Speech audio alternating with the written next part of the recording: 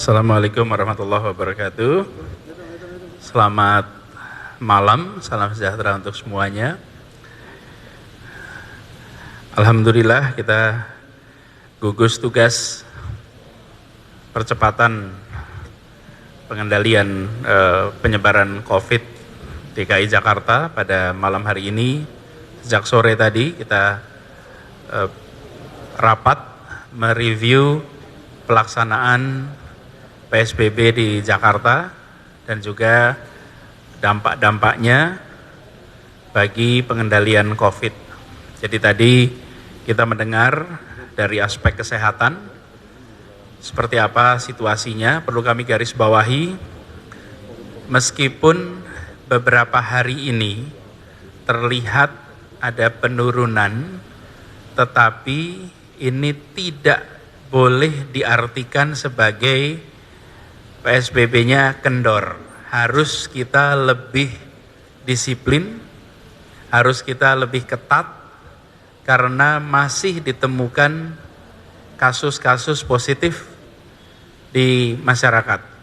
Jadi adanya peristiwa penurunan beberapa hari ini tidak boleh diartikan sebagai sudah selesai. Ini belum selesai, Jakarta belum merdeka dari COVID. Kita masih harus bertempur melawan COVID. Karena kita belum merdeka dari COVID, maka jangan kendor. Jadi tadi kita sama-sama saksikan juga di dalam rapat soal itu, dan ke depan kami menghimbau kepada seluruh masyarakat untuk lebih mentaati kegiatan sosial, kegiatan ekonomi, kegiatan budaya, kegiatan agama sebisa mungkin dilakukan di rumah, bukan dilakukan secara bersama-sama berkelompok di masyarakat. Kemudian yang kedua terkait langkah-langkah ke depan, tadi kita bahas bersama. Nomor 1 mengenai kewajiban menggunakan masker. Di Jakarta saat ini sedang dalam proses distribusi masker, nantinya akan mencapai 20 juta masker yang dibagikan kepada seluruh penduduk di Jakarta. Setiap orang akan mendapatkan 2 buah masker. Ini diwajibkan untuk digunakan, dan ini salah satu alat paling efektif untuk mencegah penularan, baik yang membawa virus COVID tanpa sadar karena orang tanpa gejala harus menggunakan, masyarakat yang tidak punya COVID juga harus pakai sehingga potensi tertular menjadi lebih kecil. Kemudian yang berikutnya adalah terkait dengan pergerakan penduduk. Kita sedang menyusun regulasi untuk membatasi pergerakan orang masuk Jakarta sesudah musim Lebaran. Karena itu bagi warga Jakarta, seperti juga arahan dari Bapak Presiden untuk tidak meninggalkan tempat kediaman saat ini dan kembali ke kampung halaman, tidak mudik, tidak pulang kampung, maka saya sampaikan kepada semua untuk mentaati anjuran itu. Karena bila Anda pulang, belum tentu bisa kembali ke Jakarta dengan cepat. Jadi hati-hati, kalau pulang belum tentu bisa masuk Jakarta kembali dalam waktu singkat. Kita sedang menyusun regulasinya, nanti kalau regulasinya sudah selesai, akan dikeluarkan, dan akan ada pembatasan amat ketat untuk masuk ke Jakarta. Jadi saya ingin semua menyadari pentingnya berada di tempat kita sekarang dan tidak meninggalkan kota Jakarta. Ini saya rasa termasuk Jabodetabek juga. Lalu yang berikutnya terkait dengan bantuan sosial. Saat ini di Jakarta sedang ada proses distribusi bantuan sosial dari pemerintah, bantuan presiden yang dikelola oleh Kementerian Sosial. Proses distribusi sedang berjalan dan bantuan ini akan diberikan mingguan sedang berjalan saat ini, mudah-mudahan nanti bisa tuntas sesuai waktunya. Dari DKI sendiri nanti akan memberikan bingkisan bantuan sosial menjelang Idul Fitri yang nanti proses eksekusinya akan dilakukan sekitar seminggu dan 10 hari sebelum Lebaran. Bansos ini ditujukan untuk menjangkau masyarakat lebih banyak daripada yang pertama. Yang pertama kemarin kita sudah lakukan menjangkau 1,2 juta keluarga dan alhamdulillah sudah terdistribusi dengan baik. Apakah sempurna? Tidak. Ada kekurangan sana sini yang menjadi bahan bagi kita untuk memperbaiki. Kemarin ada 1,6%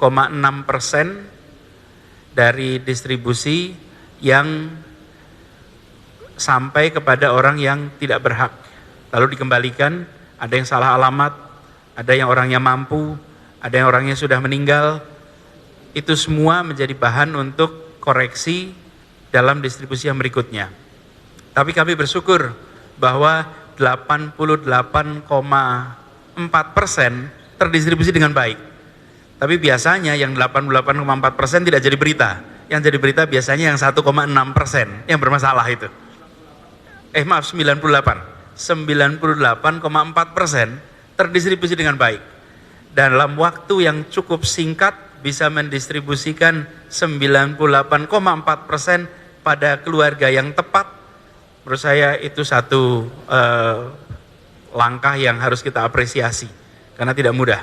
Nah, yang 1,6% ini sedang dalam bahan untuk jadi bahan kita untuk mengkoreksi. Nah, ke depan jumlahnya akan jauh lebih banyak lagi karena kita mengumpulkan segmen-segmen yang kemarin bukan termasuk masyarakat miskin, tapi karena kondisi perekonomian mereka masuk ke dalam masyarakat yang membutuhkan. Nah, nanti sesudah ini lengkap kami akan umumkan secara detail baik segmennya maupun jumlahnya. Tadi sudah kita bahas, tapi lebih bijak bila sudah terstruktur, lengkap informasinya baru nanti kami sampaikan detailnya. Tapi angkanya akan mengalami peningkatan yang sangat besar. Jadi jauh di atas 1,2 juta orang yang kita dukung, kita fasilitasi kemarin. Jadi kita berharap dengan cara seperti itu maka masyarakat akan bisa melewati masa-masa pembatasan sosial ini dengan baik. Itu sebagian dari yang kita bahas. Tentu yang dibahas tadi ada banyak, tapi sebagian yang kita bahas itu saya menghimbau kepada seluruh masyarakat, kami semua menyadari bahwa berada di rumah selama berminggu-minggu itu bukan sesuatu yang nyaman. Tadi kita bahas sama-sama. Minggu pertama mungkin mengasihkan. Minggu kedua mulai terasa beban. Ketiga, keempat, kelima.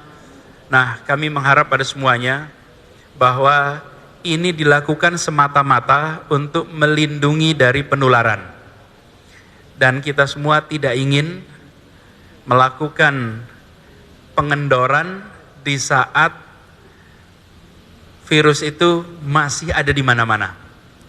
Jadi saya berharap kepada seluruh keluarga, mari kita lebih serius sampai tuntas PSBB ini, dan kita berharap sesudah ini nantinya lebih cepat.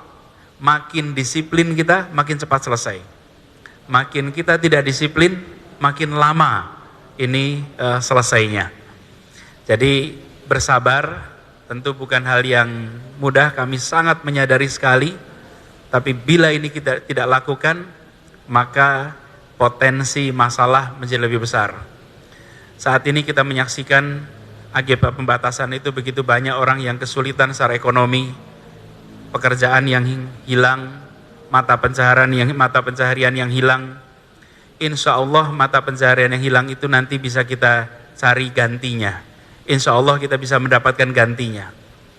Tapi bila terjadi penularan, harus dirawat di rumah sakit, bahkan sebagian meninggal, belum ada subsidi yang bisa menggantikan itu. Kalau mata pencaharian hilang, kita bisa siapkan bantuan sosial.